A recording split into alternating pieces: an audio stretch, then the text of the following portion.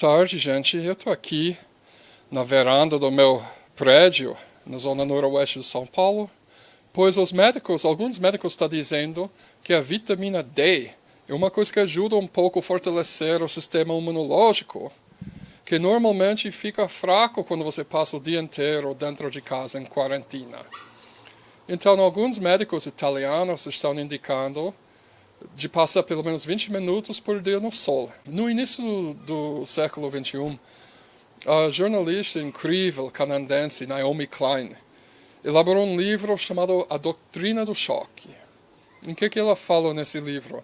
O capital usa emergências e até exacerba emergências para capitalizar em cima de mudanças estruturais rápidas que beneficiam os ricos, sobre a desculpa que, como a situação de emergência, precisa agir rápido. Isso significa que muitas vezes, quando vem uma emergência, os bancos conseguem sugar mais dinheiro do governo, os empresários conseguem sugar mais dinheiro, e importante, que aconteceu muito, eu estou falando isso do ponto de vista de uma pessoa que já trabalhei no setor de ONGs, eu já trabalhei em emergências. Eu trabalhei depois do terremoto em Porto-Príncipe, Haiti, em 2010. Cheguei lá 3 dias depois do terremoto. Eu vi e observo como funciona isso todo. Que acontece sempre durante emergências é um relaxamento das leis fiscais, de auditoria, e essas coisas. Ou seja, normalmente, durante uma época normal, quando uma empresa quer sugar dinheiro do Estado, e o Estado oferece, por exemplo, um empréstimo com juros de 0, ou juros embaixo do valor do mercado, para favorecer essa empresa, como às vezes usando desculpa que é uma área estratégica do desenvolvimento do país, tem uma série de condicionalidades, tipo, precisa manter o nível de pessoas empregadas que tem agora, não pode usar esse dinheiro para comprar ações na sua empresa ou dar bônus para o gerente. Mas quando uma emergência acontece, todo esse processo de licitação acelera. Às vezes ele tira licitações completamente e o político pode dar o contrato para quem ele quiser. Por quê? Porque é emergência. Essa crise, que é mundial, que é maior ainda, apesar de coronavírus não chegou no nível de fatalidade ainda, morreu mais de 200 mil pessoas na Haiti. A taxa de coronavírus no mundo inteiro é 60 mil, mas está crescendo muito rápido, né? Então, o que eles fez na Haiti está sendo executado numa escala global agora. A gente viu a Guedes tentar passar mais de 40 bilhões para bancos brasileiros, mas nos Estados Unidos é muito maior. O Trump acabou de repassar mais de 3,5 bilhões em empréstimos e apoio, principalmente para o setor empresarial. Se não fosse para Bernie Sanders, não teria nada para a classe trabalhadora. Bernie Sanders lutou, travou o Senado e conseguiu 275 bilhões de dólares para renda básica universal para a classe trabalhadora durante a crise de coronavírus. Por causa disso que estou mostrando uma reportagem hoje do The Real News, sobre o que aconteceu com Boeing, que é bastante relevante para nós aqui no Brasil, pois a gente sabe que Boeing foi vítima de um ataque de lawfare pela investigação do Departamento de Justiça norte-americano com a Força-Tarefa Lava Jato. E isso enfraqueceu o valor do Embraer no mercado, facilitando o ato de entreguismo traidora do governo Temer, enquanto ele repassou parte do nosso patrimônio científico e tecnológico para uma empresa privada estadunidense, um gigante na indústria bélica, o Boeing. Depois que Boeing adquiriu o Embraer, pela traição dos golpistas, ele está entrando na falência. E o Trump acabou de repassar 17 bilhões de dólares em um empréstimo embaixo do valor dos juros do mercado. E com isso eu vou passar para a entrevista do Real News, legendado para vocês. Espero que todo mundo tenha uma boa dia de domingo. Então, um abraço para todos e todas de vocês. Welcome to The Real News. I'm Mark Steiner. Great to have you all with us. It's important to begin to examine what this coronavirus $2.2 trillion bailout package really means and what it doesn't. Let's start with the $17 billion bailout of Boeing that our guest Dean Baker did and talked about in his blog for the Center for Economic and Policy Research. What strings were attached or never even tied to it? And speaking of that, was President Trump's statement that he said he didn't have to be overseen by the Inspector General and Congress as how to spend the $1 trillion and where it would go.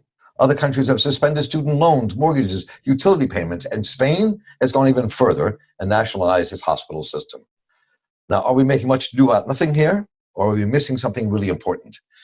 And that's why we're about to talk to Dean Baker. And Dean, welcome back to The Real News. Good to have you with us. Thanks for having me on. And just once again, let me remind you, Dean Baker is the co-director of the Center for Economic and Policy Research, author of numerous books. His latest is Rigged, How Globalization and the Modern Rules of the Modern Economy were Structured, and he writes the blog Beat the Press, where he discusses the media's coverage of economic issues. Let's start where you started, which is this $17 billion loan to Boeing, and what that really means and what we're missing in that conversation. Well, this is a couple points here. First off, it is a loan, and I try to be fair on this in my blog post. We aren't handing them $17 billion. We're lending them $17 billion, and presumably they'll pay it back. But the point here is we're lending it at well below the market interest rate. This is a common trick because you can be sure that if people start to complain about this 1, 2, 3 years out, I don't know how long Boeing will take to repay their loan, we're going to hear, oh, we got paid back with a profit. Well, that's fine, but the point here is we're giving it to them at below market interest rate. And every business person knows that's a big concession, and a really big concession when we're in a crisis as we are today. So I just said, let's assume that they're getting a loan at 5 percentage points less than the market rate. I don't know whether that's right or wrong. Could be higher, could be lower, but good place to start. That's in effect handing them $850 million. So that's a lot of taxpayer dollars. But the main point I'd like to make there is that, we are giving this to them at a below market rate, and that's often missed or will be missed when people say it got paid back with interest. Now, the other point is that, what are the conditions? Do they have to keep their workers on the payroll? Are they being prevented from paying out dividends, share buybacks? Can they give their CEO $15 million? Their last CEO was a disaster, walked away with over $60 million. And so the conditions aren't very, very tough. The conditions in here say they have to keep workers on as much as practical. Well, that's essentially meaningless. People know how to write binding language. That's not binding. That's basically a joke. See, that's really interesting. I was thinking of another issue and it actually connects. So when you look at this $2.2 trillion bailout and you look at the $17 billion given to, not given, as you say very clearly in the article, it's not given, loaned to Boeing, with almost no strings attached in terms of how they can spend the money. And then you heard Trump say the other night that he didn't have to abide by the Inspector General for the Special Inspector General for the pandemic recovery. Tracking loans and guarantees and reporting to Congress. I mean, to me, these are really tied together. But when we look at this bailout, even though people are in a panic about the pandemic we're facing, we can miss the point, the fine print that the public doesn't see and what it could mean for us.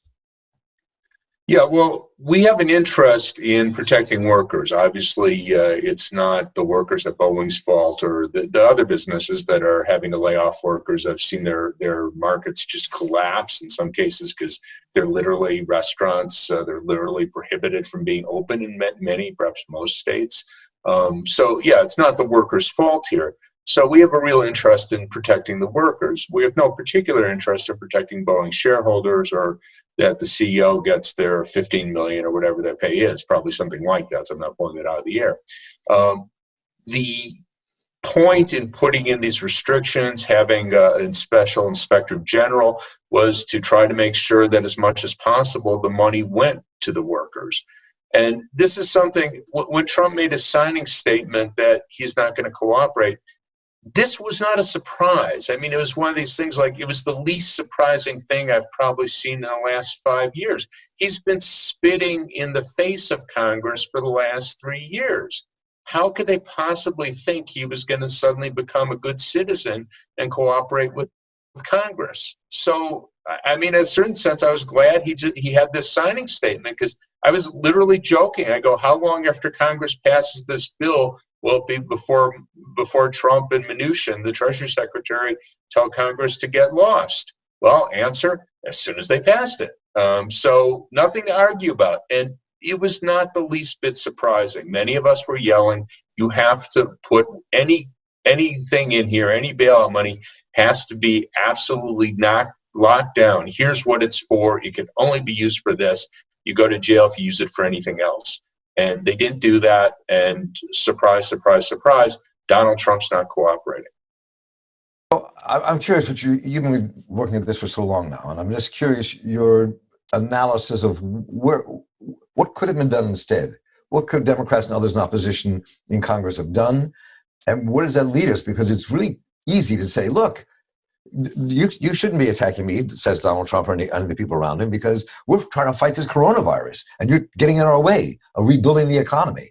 I mean, and they have a really strong kind of PR point. And, well, but go ahead. They have a strong PR point because the Democrats are, just, I was joking. It's like it's easy to win a football game if the other team doesn't show up. The Democrats could have written this so that money went to workers in Denmark and the UK, I suspect in other countries as well. I know those two. The government is basically paying companies to pay their workers. They'll pay, Denmark's case, 75%. UK, I think it's 80%. Doesn't matter. We want most of it. We could fight over the exact amount. But the money is paid to the companies to pay to their workers. And again, that's very clear. So they could have done something along those lines. That was not done here. Also, I don't want to go on great length all the problems with this bailout bill, but an obvious one is just that it doesn't give anywhere near enough money to state and local governments who are seeing their revenue streams just totally collapse. There's no sales tax revenue, income tax revenue. It's plummeting. At the same time, demands for their services, particularly healthcare services, are going through the roof. So there is money there. I think it was $175 billion. But that's going to be nowhere near enough. They'll probably need at least twice that to cover the hit to their economies. Where do you think this kind of political economic struggle might go? I mean, go ahead, I'm sorry. Yeah. It would really depend on the ability of the Democrats to make hay of this. Again, it shouldn't have been a surprise that the Trump administration didn't cooperate. They can go the other way. So, for example, what basically Trump has been saying throughout his administration, they don't have any obligation to cooperate with Congress. And the courts play footsie. We'll decide this in 5 years when it's moot. But what they can do is they can get Boeing's CEO, and they say, hey, we want to know exactly what you did. So they can go the other way. But it really does require the Democrats to be aggressive in challenging priorities here. And while many Democrats, we know the Bernie Sanders, Alexandria Ocasio-Cortez, there are certainly progressive Democrats, Elizabeth Warren, obviously it's a long list, that might be prepared to do that. I worry very much you have many in the more center swing of the party who don't really mind seeing a lot of money going to Boeing with fewer no strings attached. But that's really what the battle is going to be. Are you going to be able to challenge Trump on misusing public money? And of course, on larger crisis, I have to say, I've been following this fairly closely, as I'm sure many people have. What else do we have to do right now? This is a disaster, and it's Trump's fault. And the idea that he would get up there and say, we're doing a great job, this is like the captain of the Titanic going, oh, yeah, sure, the ship sank and however many people died, but we did get a lot of people off on lifeboats. Good, you got them off on lifeboats. It was your fault those people died. And that's the story here with Donald Trump. So it's good that he's finally organized his task force, and they are doing some things to counter it. That's what they're there for. That's what the federal government exists for. But they've done an absolutely horrible job, and many more people are going to get sick and die because of his failures. And, of course, the economic consequences, as we see, are enormous. So maybe think of as we conclude this, what this might mean in a larger, broader sense long term. The pandemic, you're right, the United States did not jump into it quickly enough, do the right things to ensure it didn't spread the way it's spreading at this moment. And then on the other hand, we look at the economy, and in the American mindset, in the press especially, when people think of the economy, they think of the stock market. They think of the larger GDP, not about workers' lives, what happens to their lives, small businesses, how we keep an economy floating and alive. And I think that's what's missing here. And so there could be a double disaster. It could be a health disaster. This also could kind of unfold into an economic disaster. Yeah, well, a few things there. I mean, first off, this shows very much, the problems with our healthcare system. I mean, first and foremost, of course, this is a problem of failing to take the pandemic seriously, which we did have people, certainly in the Obama administration, that was their job, to be on the lookout for pandemics. And, Trump has been saying no one could know. Well, no, actually, people did know. You fired them. I mean, so that has to be, everyone has to understand. The reason we have this massive crisis here is Trump fired the people whose job was to prevent this crisis. So yes, people did know. When he says no one could have known, he means I didn't know. I meaning Donald Trump.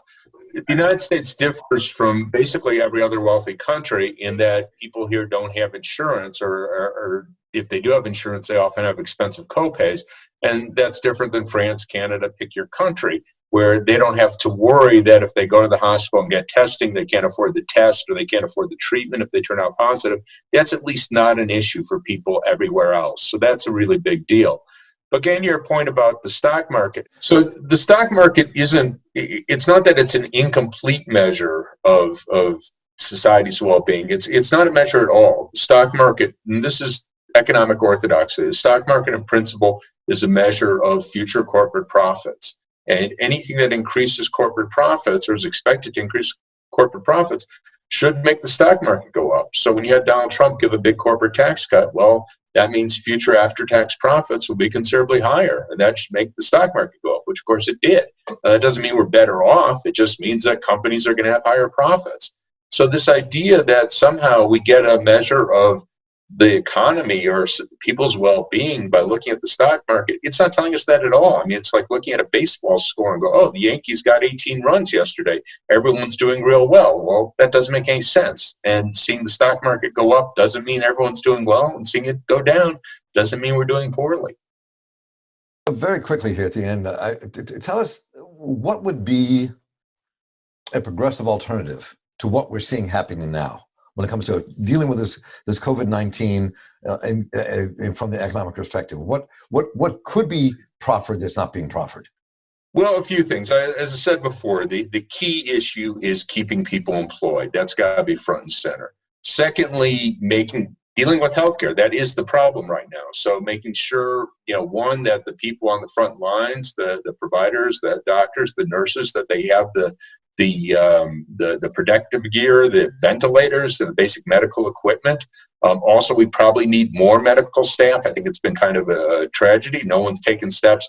We can't train someone to be a nurse or doctor in 2 weeks. We could train someone to do basic tasks like changing bedding, cleaning surfaces. We have people who are exhausted there. That seems to me that would have been a really good thing to do. And a third point I'll make, and I'm seeing some of this, and I think it's just an incredible model. You're seeing people around the world doing things like designing ventilators that they could make from simple materials, and they're cheap, and they're putting it up on the web.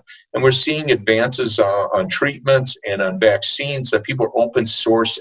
Incredibly important, because the reason drugs and medical equipment are expensive is because we have patent monopolies. If we open source this, we would both see quicker developments because everyone would be sharing everything. And then when they did have a new ventilator, we did have a new drug, it'd be in the public domain. They'd be cheap. I often say this, that drugs are cheap, and people look at me like I'm a lunatic. Point is, they're cheap to manufacture, cheap to distribute. We make them expensive by giving patent monopolies. That's an incredibly foolish way to finance the research.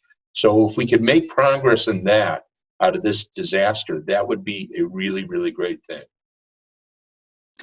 Dean Baker, I appreciate the work you've done over the years, and you're joining us today, bringing some new light onto this for people to kind of wrestle with, and we'll stay on top of all this together, and I appreciate you taking the time on The Real News.